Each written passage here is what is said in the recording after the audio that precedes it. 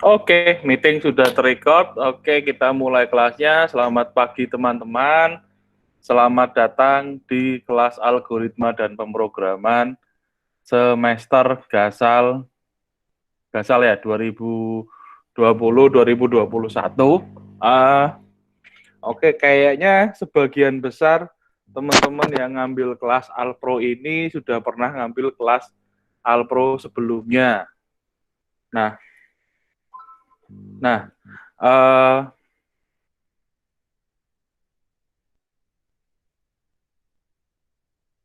kelas Alpro yang sekarang ini mungkin tidak ada bedanya dengan kelas Alpro yang semester lalu.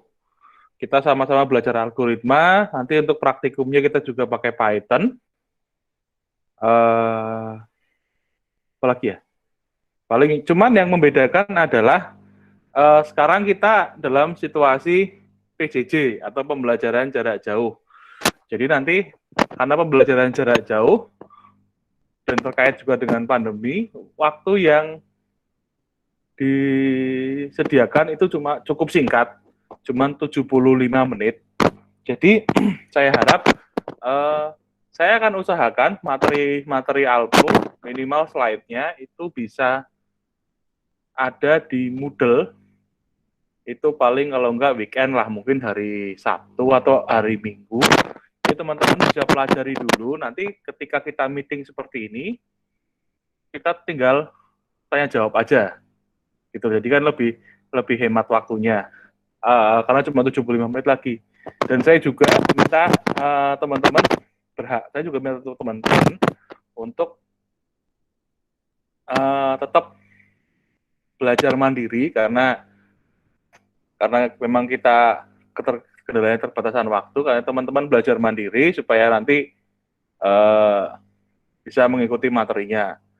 Nanti kalau ada pertanyaan, teman-teman bisa pakai forum tanya jawab yang di Moodle kalau mau pertanyaan per materi, atau mungkin teman-teman bisa join di grup Telegram yang sudah saya buat, baru saya buat tadi pagi, karena saya ternyata belum buat untuk yang kelas Alpro, yang kelas lain sudah.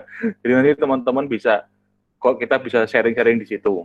Oke, ini Alpro-nya, coba kita mulai. Hari ini kita akan bicara tentang silabusnya sebentar. Kayaknya nggak jauh beda dengan pertemuan minggu lalu. Ini cara saling berkomunikasinya kita pakai ikhlas untuk presensi dan nilai akhir kuliah. Jangan lupa setiap pertemuan teman-teman harus presensi di ikhlas. Lalu untuk materinya kita pakai Moodle, materi, kuis, tugas, dan ujian. Kontak yang lain teman-teman bisa hubungi saya lewat email, Telegram, atau WhatsApp. Kalau misalnya bingung, prefer ada kita di grup Telegram saja. Oke.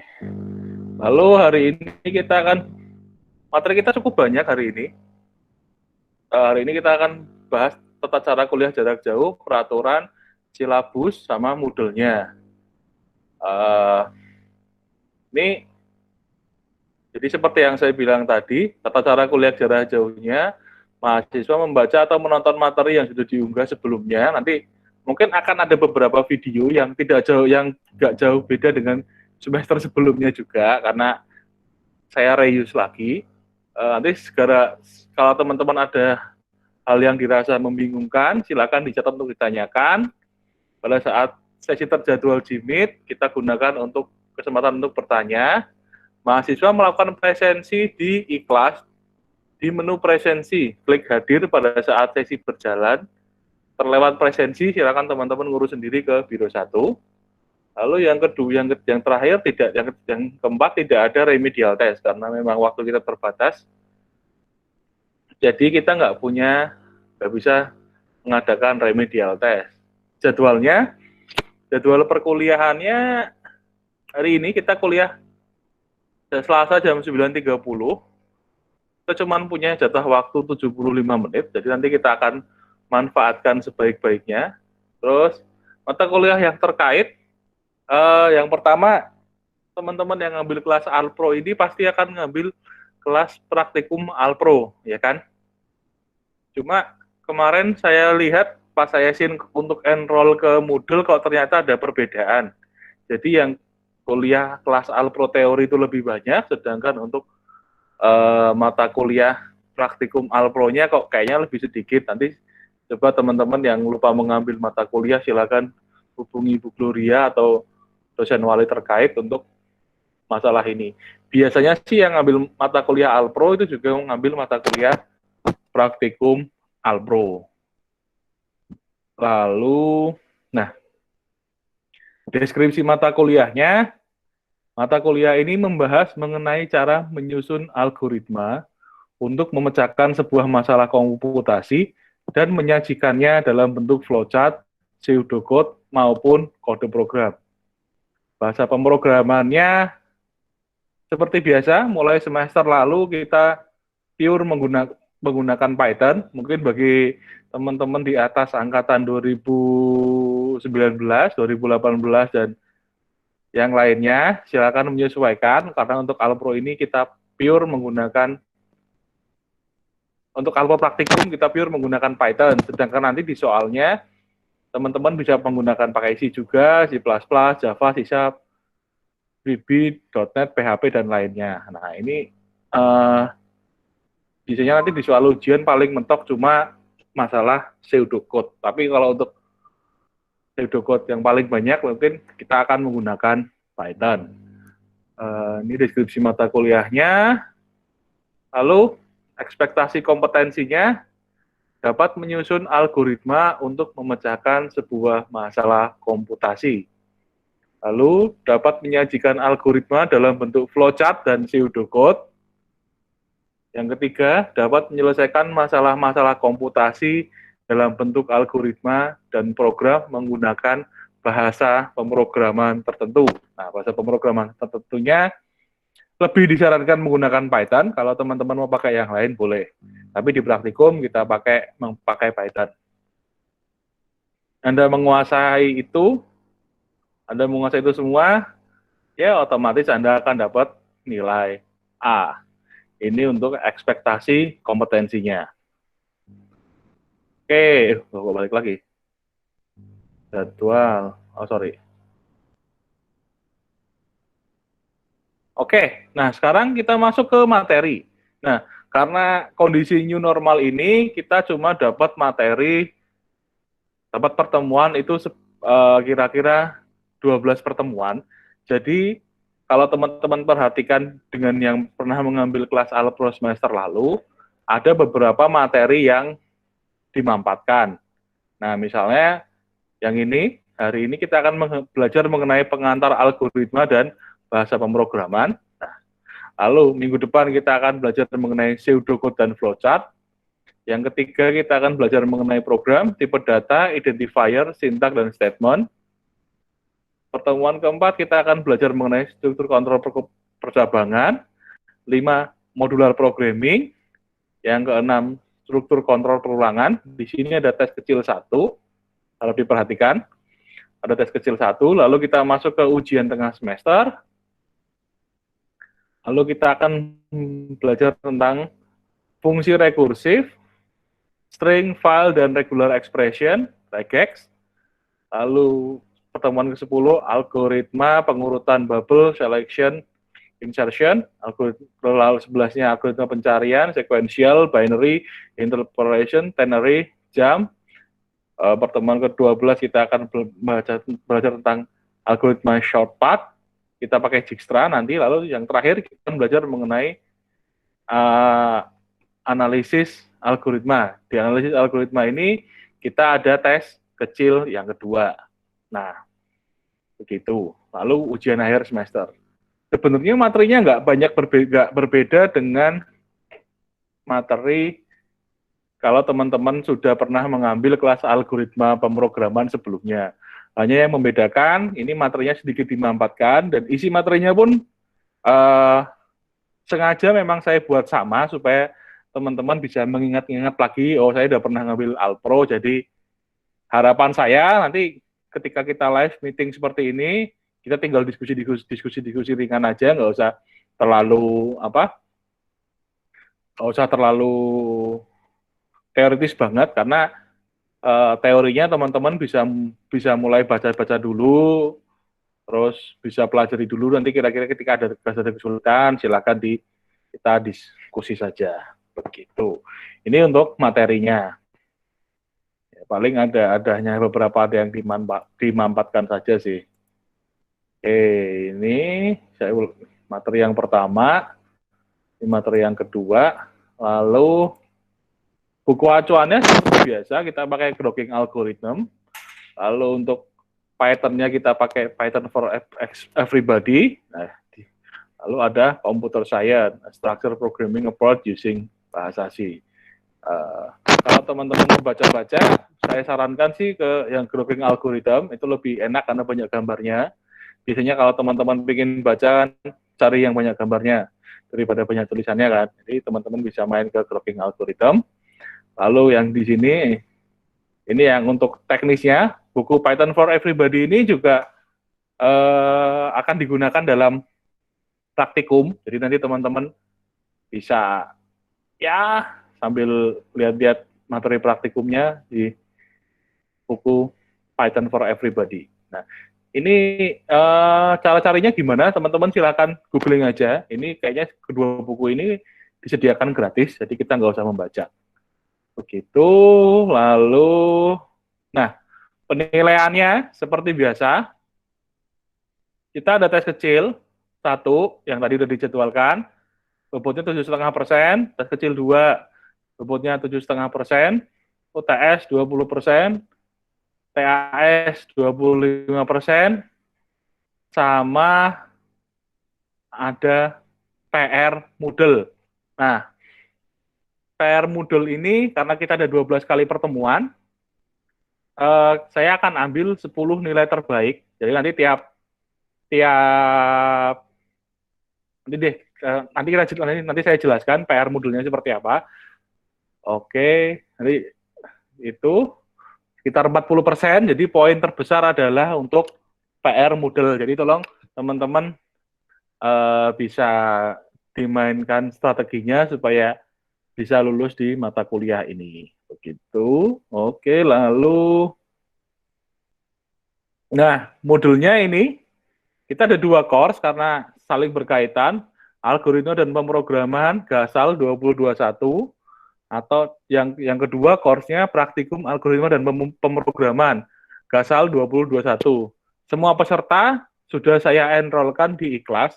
Jadi nanti teman-teman yang belum terenroll atau belum masuk ke Ikhlas, silakan kontak saya atau kabari via grup Telegram saja supaya kita bisa tahu kalau teman-teman biar data teman-teman segera dimasukkan ke dalam Moodle.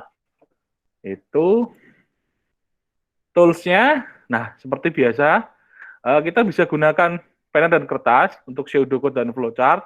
Kalau teman-teman mau pakai digital, teman-teman bisa pakai Draw.io atau atau sejenisnya, berbagai macam program untuk membuat flowchart, macam-macam lah, ada Draw.io. Kalau mau pakai Balsamiq nggak bisa, kayaknya paling sering orang yang dipakai Draw.io. Lalu selanjutnya bahasa pemrograman. Bahasa pemrograman yang kita gunakan adalah Python. Begitu. Oke, ada pertanyaan teman-teman? Halo? Nggak ada, Pak.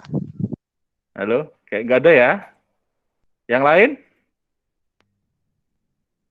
Belum ada, Pak. Belum ada ya? Berarti lancar ya? Oke,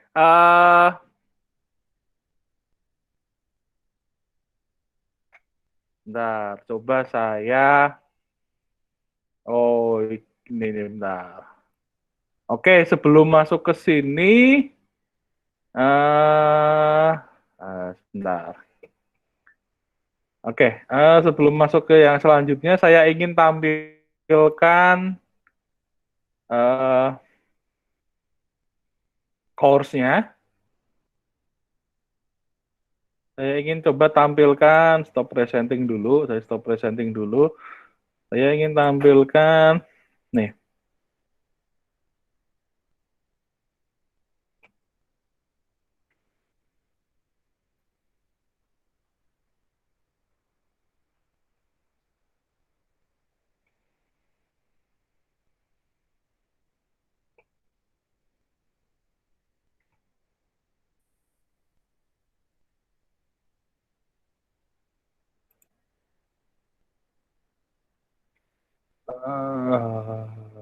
Mana ya? Oh, ini present now. Present. Oke.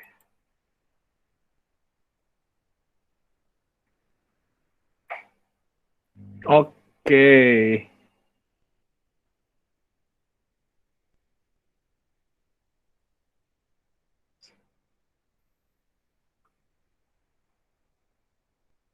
Oke, sudah kelihatan modulnya. Jadi ini modul kita yang akan kita pakai selama 1 semester ini. Nah, jadi ada pengumumannya, ada LPS-nya.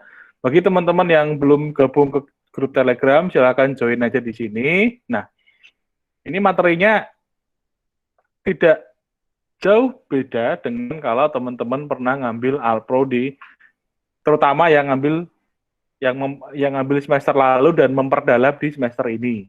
Nah, jadi kalau teman-teman yang memperdalam semester ini harusnya sama. Ini materinya seperti ini. Yang sudah saya buka baru satu, karena yang lain saya belum selesai setupnya. Oke, materinya sama. Dan ini forum tanya jawab. Kalau teman-teman mau bertanya jawab di sini, silahkan. Nanti tinggal teman-teman klik join aja di sini. Lalu ini yang PR Moodle. Nah, kita aturannya sama kayak semester kemarin. Tugasnya, PR-nya ini dapat dikerjakan sebanyak 2 kali dengan penilaian yang diambil adalah nilai rata-rata dari percobaan pengerjaan yang dilakukan. Interval waktu antara pengerjaan pertama dan berikutnya adalah 24 jam. Waktu pengerjaannya itu 30 detik. 30 menit. Tugas akan dibuka setiap hari Jumat, Sabtu, dan Minggu. Jadi, nanti teman-teman mulai antara dari pukul 00 sampai pukul 18. Jadi, teman-teman bisa mulai mengerjakan PR-nya di sini. Ini kita punya 12 pertemuan, akan ada 12 tugas, akan diambil 10 yang terbaik. Jadi, nanti silakan teman-teman mengatur gimana supaya dapat nilai yang terbaik. Jumlah soalnya 20, itu multiple choice dan true false. Nanti teman-teman silakan membaca lagi bagaimana baca lagi tentang materi Alpro. Nah, ini sekedar bocoran. Soalnya mungkin akan sama dengan beberapa soal kelas Alpro semester kemarin. Nah, saya cuma nambahi dikit kok, nggak. Jadi silakan kalian berdoa supaya dapat random yang sama. Kalau dapat random yang sama dengan semester kemarin ya peluang kalian dapat nilai yang baik lebih banyak. Tapi kalau tiba-tiba soalnya beda ya, nah itu silakan kalian belajar lagi. Itu aja sih, kita punya 2 percobaan. Begitu. Nanti kira-kira dibuka setiap Jumat, Sabtu, dan Minggu. Begitu untuk tugasnya. Ini yang lainnya belum saya set, jadi belum saya tampilkan. Begitu. Yang jelas tugasnya akan dibuka mulai dari PR-nya ini, PR Moodle ini. Nanti saya ganti deh PR Moodle. Akan dibuka setiap Jumat, Sabtu, dan Minggu dari jam 00 sampai 18. Jam 00 hari Jumat sampai dengan jam 18 hari Minggu. Gitu. Sampai sini dulu. Ada yang mau bertanya? Belum ada, Pak. Belum ada. Yang lain? Belum ada juga, Pak. Belum ada ya. Oke, jadi nanti harapan saya teman-teman yang memperdalam mata kuliah Alpro bisa apa?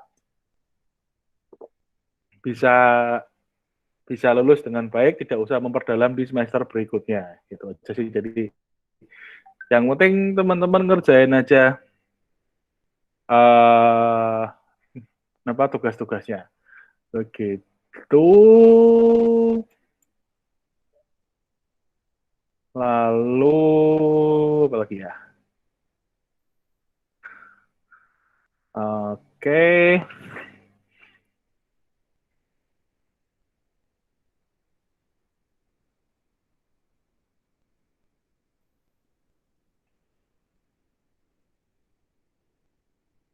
Lalu, oke, kita akan masuk materi sebentar tentang pengantar algoritma. Sebentar, saya share screen dulu. Mungkin ini materinya tidak akan saya tampilkan semua karena mungkin teman-teman sudah pernah mengerti, jadi sudah kelihatan belum? Oh, masih proses. Oke, jadi mungkin karena teman-teman sudah pernah yang pernah ngambil materi sebelumnya, ini materinya nggak jauh beda sebenarnya sih. Kita akan coba belajar mengingat sedikit mengenai pengantar algoritma. Nah, kalau teman-teman ingat di informatika itu biasanya ada alpro dan algoritma pemrograman. Terus teman-teman bisa setelah itu syaratnya setelah ini teman-teman baru bisa ngambil struktur data. Setelah ngambil struktur data, teman-teman bisa ngambil PBO, pemrograman berorientasi objek. Dari sini teman-teman bisa ngambil pemrogramannya. Jadi alpro, algoritma dan pemrograman atau pemrograman dasar mungkin itu jadi fundamentalnya kalau teman-teman ingat beberapa pemrograman di informatika. Oke. Lalu mengapa kita perlu belajar alpro? Nah, kalau teman-teman dari prodi informatika itu kemampuan dasar. Kemarin saya sempat ngobrol-ngobrol sama Pak Dendi. Kalau teman-teman ada yang tahu, dosen kita informatika yang ngajar PBO namanya Pak Dendi. Dia dulu pernah di industri di Mitrais dan kawan-kawan. Kalau teman-teman pakai dana, proyeknya yang pernah dia kerjakan, dia ada satu statement yang menarik yang dia bilang, kalau anak informatika lulus informatika, pasti yang ditanyakan oleh company atau kalau kita bicara pekerjaan company besar, dia pasti bilang bisa coding nggak? Pasti seperti itu. Jadi Alpro ini algoritma dan pemrograman ini merupakan kemampuan dasar. Pasti yang ditanya kalau ingin cepat istilahnya cepat naik pangkat, biasanya akan dimulai dari programmer sampai jadi analis. Kalau yang kita masih kerja linear di bidang informatika, biasanya seperti itu sih, dia sempat cerita. Jadi begini, kayaknya memang yang ditanyain dulu bisa coding apa enggak. Kalau bisa coding, nah kamu bisa coding apa aja. Kalau nggak bisa coding ya mungkin kalau sama company besar, startup yang lagi booming mungkin nggak akan dipandang sebelah mata. Lalu yang penting adalah ini, pemrograman adalah literasi dasar di abad 21. Jadi sekarang banyak orang belajar pemrograman. Terus terang sendiri, saya pernah ngajari orang seni itu belajar pemrograman. Dan mereka belajar pemrograman itu lebih gampang daripada orang teknik kayak kita, kayak saya yang biasa coding suruh belajar gambar. Nah, jadi itu kadang-kadang, tapi ya itu yang jadi dilemanya. Banyak orang belajar programming, tapi kita di belajar yang lain itu agak susah. Nah, lalu di sini ada pertanyaan yang menarik. Apa keunggulan Anda sebagai mahasiswa informatika? Jadi mau nggak mau, teman-teman nanti di sini yang jadi mahasiswa informatika bisa programming lah, bisa problem solving lah, kan gitu kan. Informatika intinya kan problem solving, alur, logik, terus kita implementasi itu dalam sebuah mesin, dalam sebuah program. Titik poinnya itu, jadi semua permasalahan yang ada hubungannya dengan, pokoknya permasalahan, misalnya nih, masalahnya aku pengen beli makan, tapi males. Nah, terus tiba-tiba ada orang yang bikin programnya, itu yang sekarang kita pakai, yang sekarang kita sering pakai, kayak ojek online, Gojek, Grab, itu kan ide awalnya ada orang malas mau beli, pesan ojek online, terus dia punya fitur orang malas beli makan.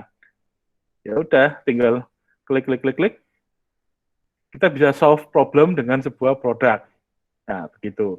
Jadi keunggulannya, jadi kita bisa lihat kita punya keunggulan sendiri dari sebagai mahasiswa informatika. Kita bisa solve problem, make produk.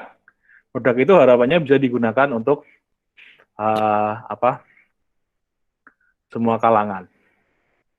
Ini mengapa kita perlu belajar Alpro. Nah, why learning programming, ini sebenarnya ada videonya. Teman-teman bisa cek videonya di sini. Saya nggak akan putarkan, nanti mungkin kayaknya lama. Di sini ada Zuckerberg, di sini ada Bill Gates, yang lain saya juga kurang hafal yang lain. Mungkin ada Elon Musk kalau nggak salah. Nah, ini teman-teman bisa tonton aja, tonton mandiri. Nah, saya nggak akan putarkan. Nah, lalu, poinnya, untuk kenapa kita perlu belajar poinnya, teach you how to think. Belajar berpikir secara terstruktur dalam menghadapi sebuah masalah. Menguraikan masalah dalam bagian-bagian yang kecil. Kita ada problem, kita harus bikin seperti apa dulu, kita uraikan dalam hal yang terkecil-terkecil, lalu kita bikin step by step-nya. Lalu start small, keep improving. Ya, jadi mulai dari masalah-masalah yang kecil, mencoba untuk meningkatkan kemampuan dengan berlatih secara teratur. Side project, buat program yang sesuai dengan keinginan kita. Tidak hanya belajar dari materi yang diberikan di kelas. Jadi sebenarnya programming itu tidak susah. Yang penting teman-teman rajin berlatih. Rajin-rajinlah berlatih. Rajin-rajinlah iseng-iseng bikin project apa, bikin, ya misalnya kalau dulu pas zaman saya kuliah,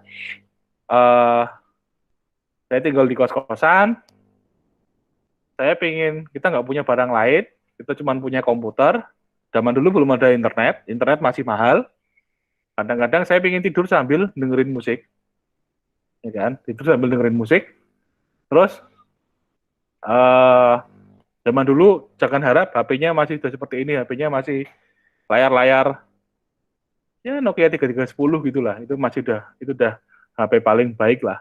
Nah, itu ingin tidur sambil dengerin komputer. Tapi kalau kita ngidupin komputer terus-terusan, listriknya mahal kan.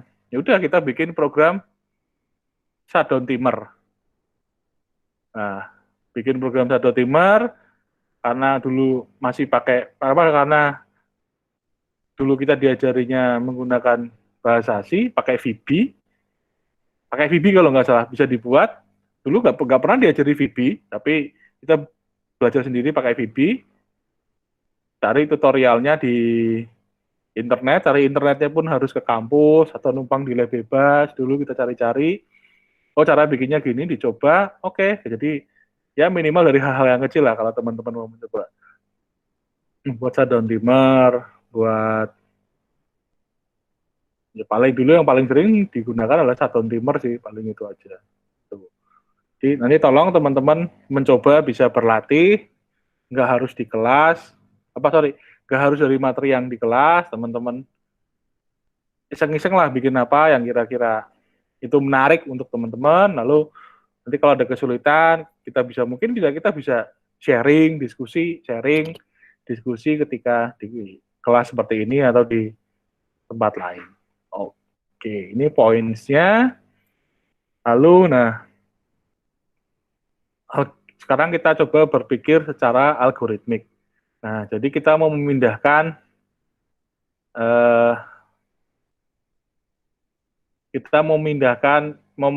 posisi dari A ke B, dari B ke A. Caranya gimana? Mungkin kita bisa ambil yang A, lalu taruh di tengah.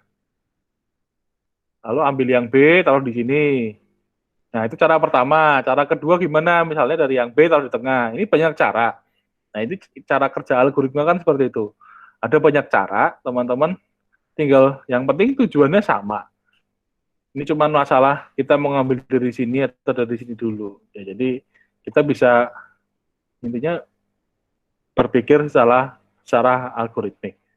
Nah, lalu di sini ada pattern, misalnya kalau kita bicara pattern, kira-kira kalau teman-teman lihat dari ini, dari kotak lingkaran, ya, segi 6, bintang, segitiga kotak ini ketika dia dibentuk menjadi sebuah gelang atau jadi circle gini jadi satu, nah urutannya yang mana? Ya, ada pola-polanya. Jadi mungkin setelah ini harus ini, berarti setelah ini harusnya ini. Nah, lalu ini. Oke, ini kita bisa lihat pattern atau polanya di sini. Nah, lalu ada juga misalnya, nah, abstraction dan decomposition. Jadi misalnya di sini ada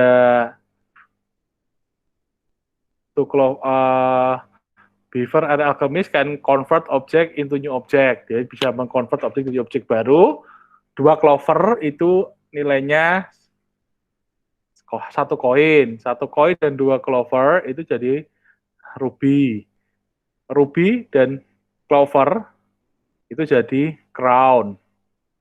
Koin, ruby, dan crown. Koin, ruby, dan crown jadi kitchen. Nah, setelah objek sudah di-convert jadi objek, ya akan hilang. Nah, kalau dia mau bikin satu kitten, anak kucing, jadi dia butuh berapa objek. Nah, teman-teman nanti bisa berpikir kalau dengan rule ini, aturan ini, saya mau bikin ini jadi butuh berapa. Kalau di sini ada pilihannya 5, 10, 11, atau 12. Nah, kita bisa melihat, yang penting kita tahu rule-nya dulu. Ini 2 clover, 1 koin. 1 koin dan 2 clover, 1 ruby. Ruby dan clover jadi crown. Koin, ruby, crown jadi 1 kitten. Nah, yang perlu diperhatikan tadi ada step by step-nya, lalu kita lihat aturannya. Ini yang ya kadang-kadang kita dalam algoritma kita harus bisa ngerti, oh ternyata ada aturannya seperti ini, dan seperti ini. Ini tentang abstraction dan decomposition. Nah, misalnya di sini algorithmic thinking lagi, green circle on the right show the position of 6 tree. Nah, kita lihat ada 6 pohon. Johnny tightrope round them by the yellow line.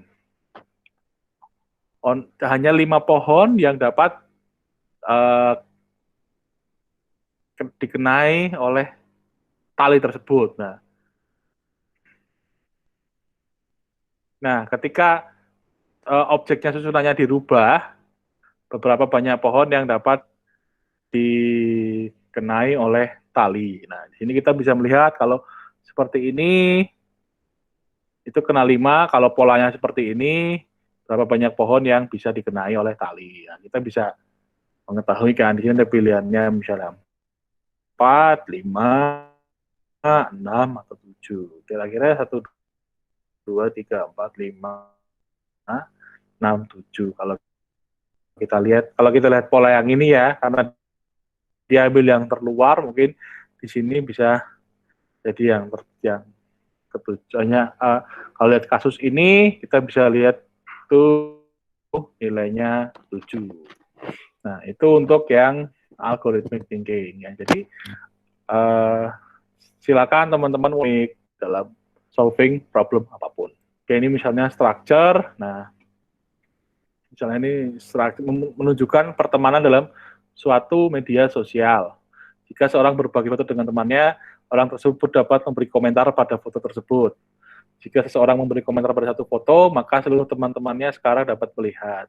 Lucia ingin berbagi foto. Dengan siapa saja ia harus berbagi jika tidak ingin fotonya terlihat oleh Jacob, walaupun sudah dikomentari. Nah, kalau ini kan kita bisa lihat, Lucia di sini dia direct connection dengan Jacob. Kalau dia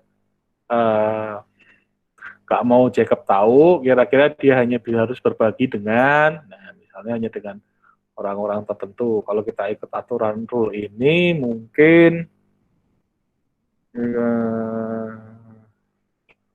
mungkin kayaknya ke sini ya, circle yang atas ya. Kan dia nggak direct sama Jacob kan.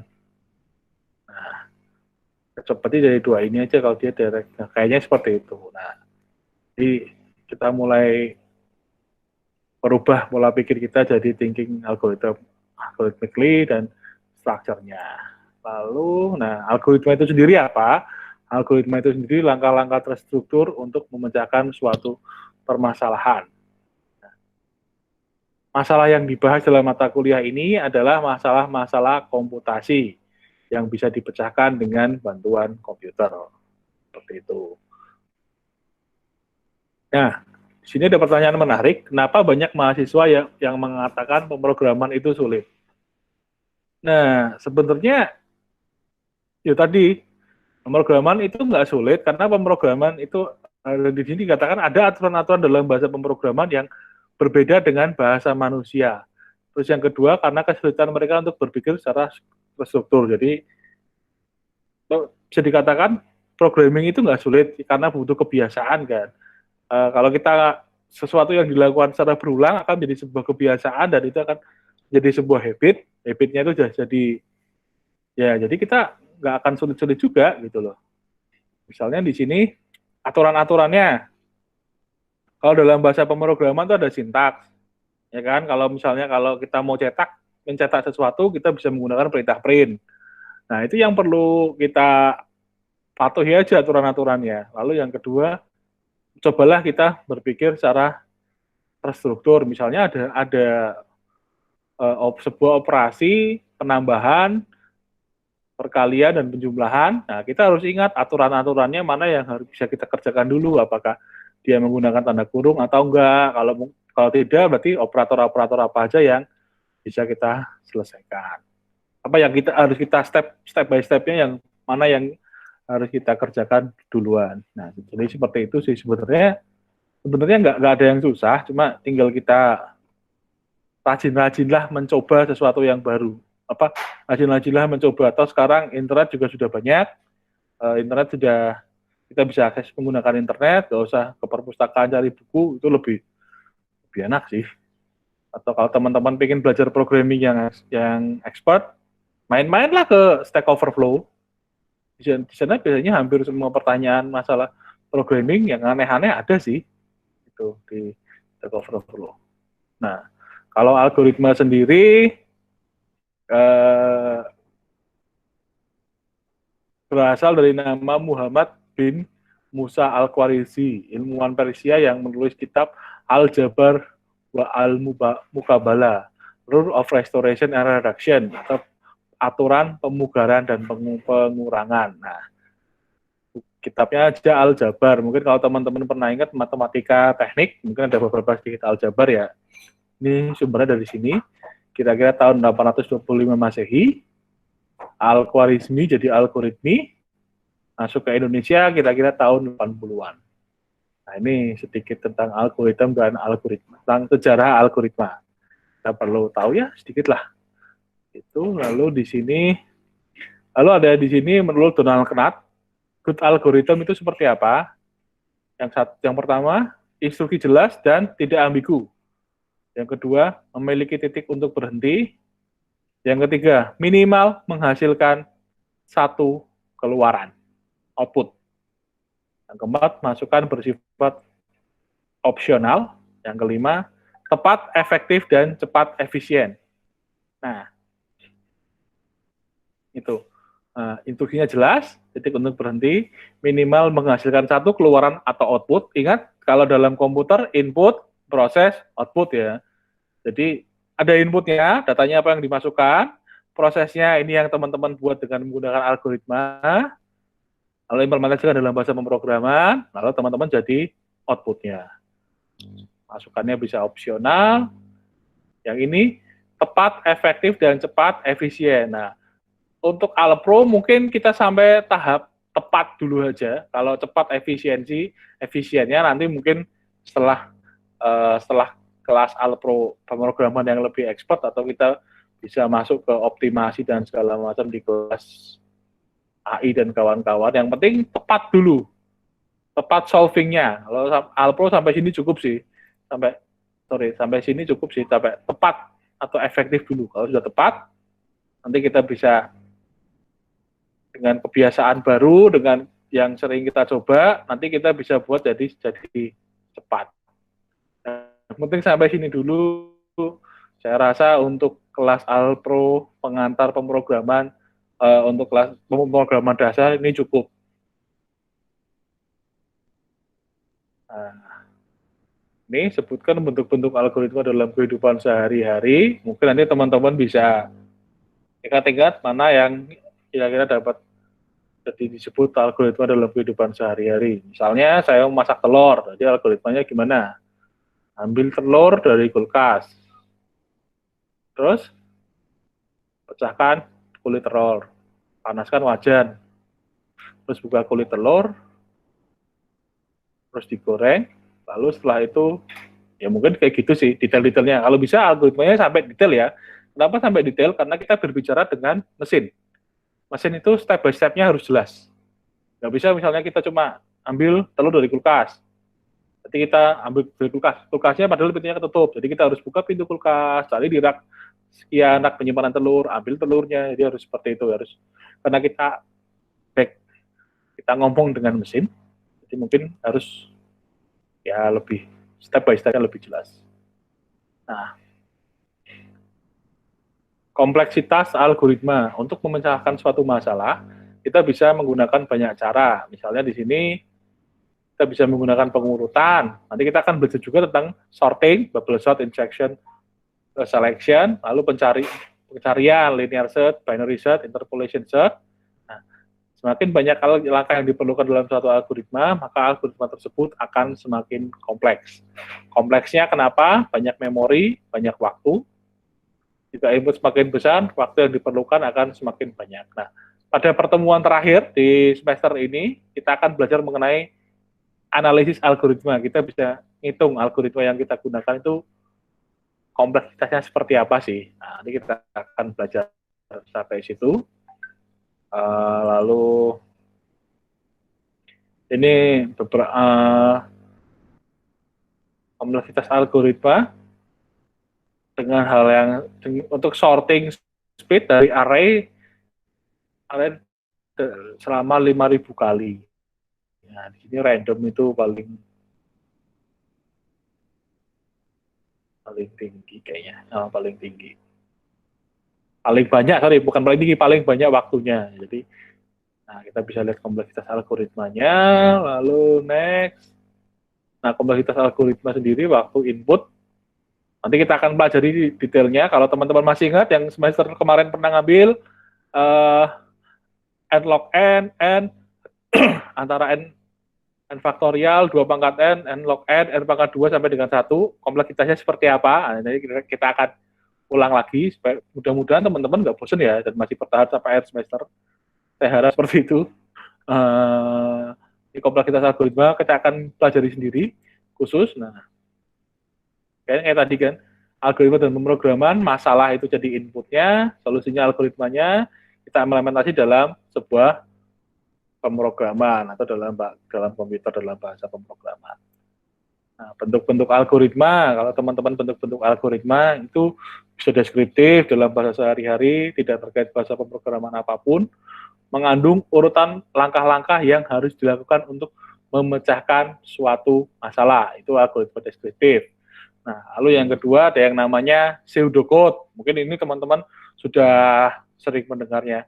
Bentuknya berupa menyerupai kode program, kayak coding, tapi bisa dibaca oleh manusia. Tapi ketika pseudocode itu dirun dalam sebuah bahasa pemrograman, dia nggak jalan. Karena itu tujuan dari pseudocode itu supaya bisa dibaca oleh manusia. Lalu yang terakhir, program, ini implementasinya atau source code-nya. Nah, seperti itu. Ini bentuk-bentuk dari algoritma. Lalu contoh misalnya kita mau cari luas persegi panjang, cari algoritmanya seperti ini. Cari tentukan panjang lebarnya, luas didapat dengan cara panjang kali lebar. Itu algoritmanya, deskriptifnya. Pseudocode-nya misalnya input panjang, input lebar, luas sama dengan panjang lebar, lalu print luasnya. Nah, ini misalnya untuk contoh pseudocode-nya. Lalu kalau untuk contoh source code-nya, misalnya ini dalam Python, tinggal panjang, masukkan panjang, lebar, input masukkan lebar, luas, panjang kali lebar, print luas. Nah, jadi ya kita bisa lihat seperti ini contoh-contohnya. Ini untuk bahasa untuk pengantar algoritma. Oke, ada pertanyaan teman-teman? Atau sudah mulai ngantuk? Masih minggu pertama loh. Halo? Halo? Halo Pak, Tiba-tiba ya gimana? Iya, Pak. Ada yang mau bertanya? Belum, nggak ada Pak. sih Pak. Nggak ada ya? Ya, Jadi Pak. kayaknya di sini kan kata-kata memperdalam semua, jadi kayaknya mungkin udah hafal ya, udah ingat sampai detail-detailnya ya. Oke, ini ada 49 slide ya, tapi tidak akan saya bacakan semuanya. Nanti teman-teman bisa langsung membaca di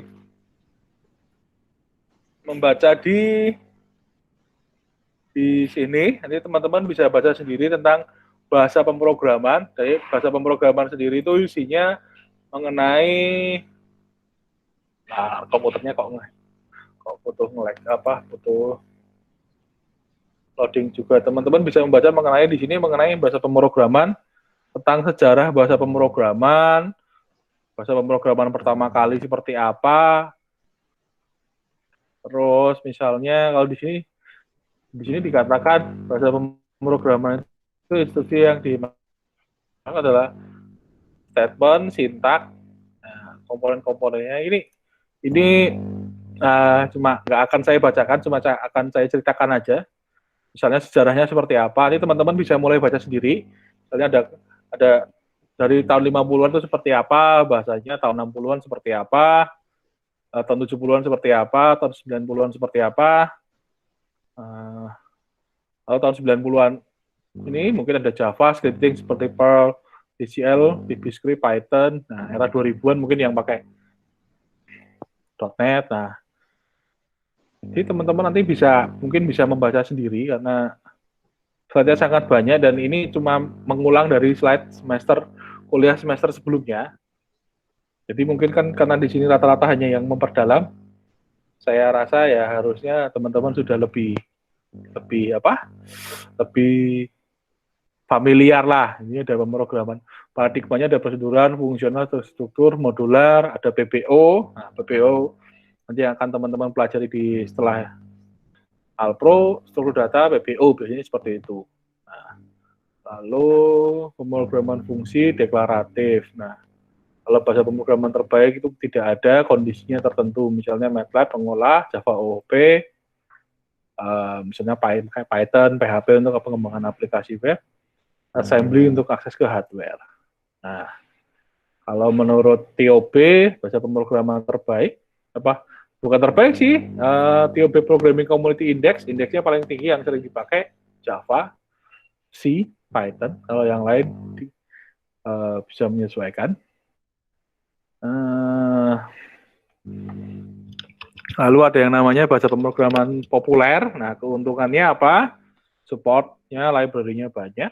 Lalu ini, kalau teman-teman perhatikan bahasa pemrograman ada dua, high level sama low level.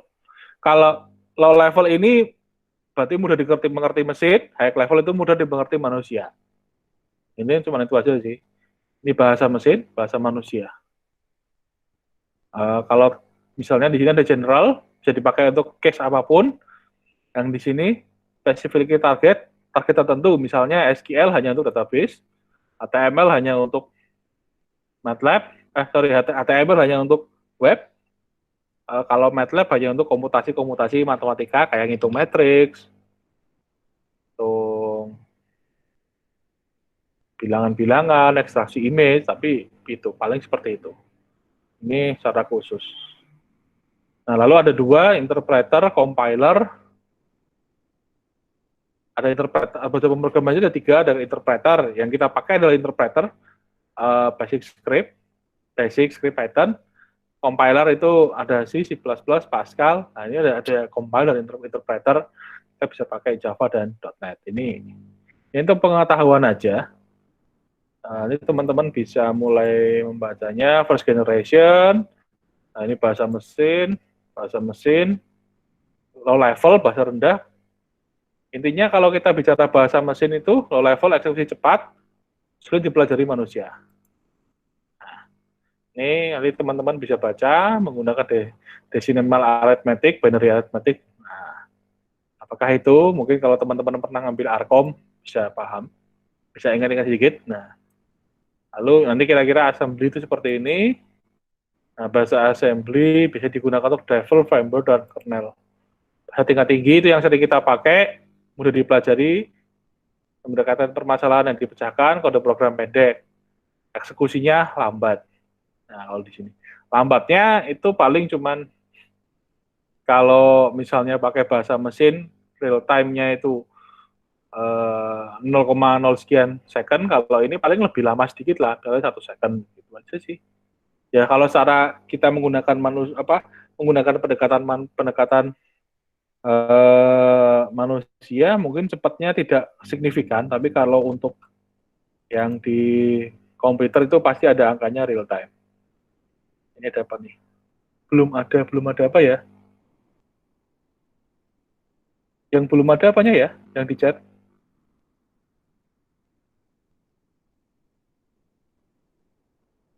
Halo? Itu yang tadi Pak, yang Bapaknya tanya tentang ada pertanyaan atau enggak. Oh, oke. Oh ya, sorry. Kirain ada apa. Ini karena kita kelasnya kelas online, kalau kalian mau sambil ngemil-ngemil boleh. Nah, saya juga sambil bawa minum. Oke. Ini bahasa tingkat tinggi. Perbandingannya semacam ini, Mas. Bahasa mesin, binary, ini bahasa assembly seperti ini. Kalau high level misalnya dengan Pascal seperti ini. Ini untuk pengenalan aja. Semoga dengan teman-teman membaca bagaimana bahasa pemrograman perkembangannya, teman-teman mulai mengingat-ingat apa yang pernah dulu dipelajari di kelas algoritma dan diperdalam di sekarang. Nah, ini contohnya program dalam bahasa C. Oke, C++. Contohnya ini cuman masalah perbedaan sintak. Nah, dia perkalian.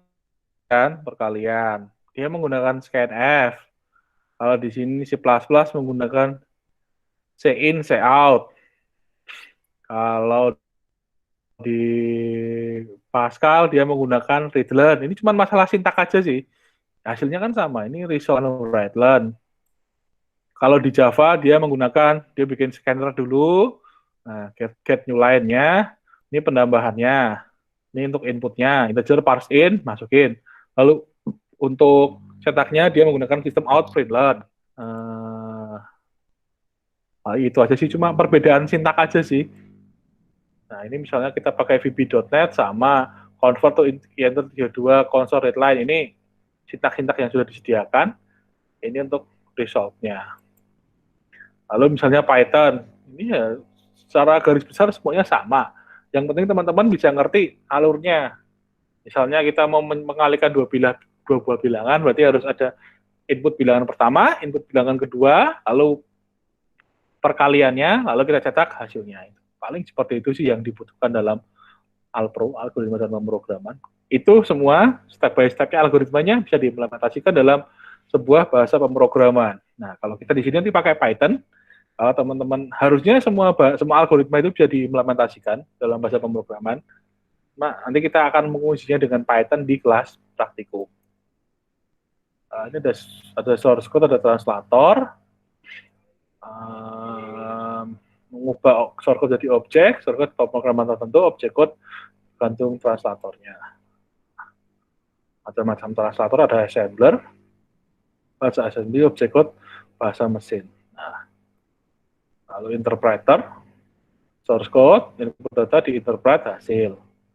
Ini tidak ada ini untuk yang interpreter. Teman-teman nanti bisa baca-baca sendiri. Terus ada compiler. Ini ada assembly, ada Bedanya adalah kalau interpreter itu tidak ada program lain yang dihasilkan ketika program ini di running. Sedangkan kalau compiler itu pasti ada. Biasanya kalau misalnya teman-teman pakai bahasa C, yang pernah ngambil pakai C atau C++, pasti akan keluar bla bla bla.exe-nya, itu hasil dari compilernya. Kalau teman-teman pakai Python, ketika kita running .py-nya kan nggak ada yang nggak ada tambahan file tambahan yang dibuat. Ini cuma itu aja sih. Itu compile time, runtime. Nah ini cuma nih teman-teman nanti bisa baca-baca sendiri, sekalian mengingat-ingat input, load, output. Nah di sini program execution-nya. Semantik and syntax. Nah, semantik itu menspesifikkan arti dari program. Syntax itu struktur programnya.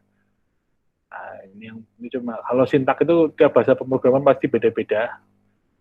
Nah, kalau semantik bahasa pemrograman bisa sama, hanya semantiknya struktur menspesifikkan misalnya fungsinya dan kawan-kawannya. Kalau sintaksnya tiap bahasa pemrograman pasti beda-beda. Tergantung bahasa pemrograman yang akan dipakai. Lalu ini semantik. Nah, bagaimana program berjalan kan? Ada fungsi if. Nah, pasti di semua bahasa pemrograman itu ada pasti if, ada if, cuma yang bedakan sintaknya. Nah, ini. Ini leksikal, misalnya blok-blok sintak, misalnya teman-teman pakai keyword, literal, special symbol, identifier, dan comments. Identifier menamai rotate, comment itu yang tidak akan dieksekusi. Nah ini teman-teman bisa baca-baca sendiri. Nah, ini cuma saya putar sedikit untuk mengingat-ingat struktur kontrol dan kawan-kawan sequential. Nah, ya, oke, ada pertanyaan teman-teman? Halo? Ada pertanyaan kah? Halo. Belum, Pak. Belum, Pak. Belum. Oke, kalau belum berarti apa ya? Berarti kayaknya pertemuan pertama kita cukupkan saja sekarang, hari ini. Kita cukupkan kali ini. Harapan saya teman-teman mulai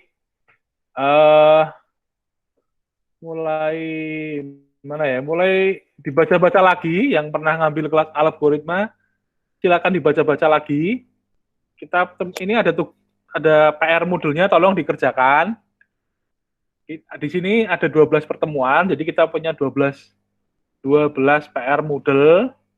Silakan teman-teman mengerjakan, karena akan diambil 10 terbaik dari hasil pekerjaan teman-teman. Tolong teman-teman jangan menyia-nyiakan kesempatan itu. Oke, tolong diingat, dibuka, waktunya. Tugas akan dibuka setiap hari Jumat, Sabtu, dan Minggu. Jadi setiap Jumat, Sabtu, dan Minggu cuma luangkan waktulah paling lama sejam 2 jam. Kita teman-teman bisa kerjain ini. Ya, paling itu aja. Terus kalau di sini ada forum tanya jawab, kalau teman-teman ingin bertanya jawab, bisa bertanya jawab melalui forum ini. Nanti akan saya jawab sesegera mungkin, terutama ketika kelas berjalan. Terutama ketika misalnya kelasnya hari apa? Hari Selasa ya, berarti mungkin setelah hari Selasa. Pas hari Selasa akan saya coba segera jawab. Nanti juga kalau teman-teman yang belum join di grup Telegram, silakan join di sini. Nanti mungkin akan ada informasi yang sifatnya cepat, mungkin akan lebih tersampaikan di grup Telegram. Walaupun nanti biasanya tetap akan saya posting di Moodle. Lalu jangan lupa setiap pertemuan presensi. Tolong jangan lupa presensinya. Di sini yang belum presensi ada berapa orang nih? Coba saya refresh dulu. Ada Yobel Prabuaji Haryo Kencono, adakah orangnya? Enggak ada ya. Dwi Putra NG Notabun, silakan presensi. Nah, jadi tolong jangan lupa presensinya ini, karena presensinya biasanya kalau teman-teman tidak presensi nanti tercekal, tidak boleh ikut ujian dan segala macam. Nanti teman-teman silakan diurus presensinya, karena kayaknya eman-eman banget kalau nggak diurus. Begitu. Oke, begitu. Yang terakhir, sekali lagi, ada pertanyaan teman-teman? Halo? Belum, Enggak Pak. ada, Pak. Belum. Oke, sekarang silakan buka kameranya dong. Saya pengen lihat teman-teman yang mana aja sih, biar saya nggak lupa. Adit, kayaknya udah pernah ketemu. Ya, ini tahu Bolon. Yang lain, silakan dibuka kameranya. Saya cuma pengen ngerti aja teman-teman yang ngambil kelas ini yang mana sih. Kayaknya kan, Alvaro, Alvano. Kayaknya, Adit. Adit, sehat, Adit? Puji Tuhan sehat, Pak. Halo, Pak. Oke. Yang lain silakan. Nah, kalau mau dibuka boleh. Kita sekalian saya berkenalan dengan kalian. Oke. Pindah HP dulu Pak, kamera PC nggak bisa. Oke. Ini ada Ingrid, ini ada Michelle, ada Agustinus. Ya, tolong jangan patah semangat, tetap semangat kuliahnya walaupun kita kuliah online. Nah, kayaknya sih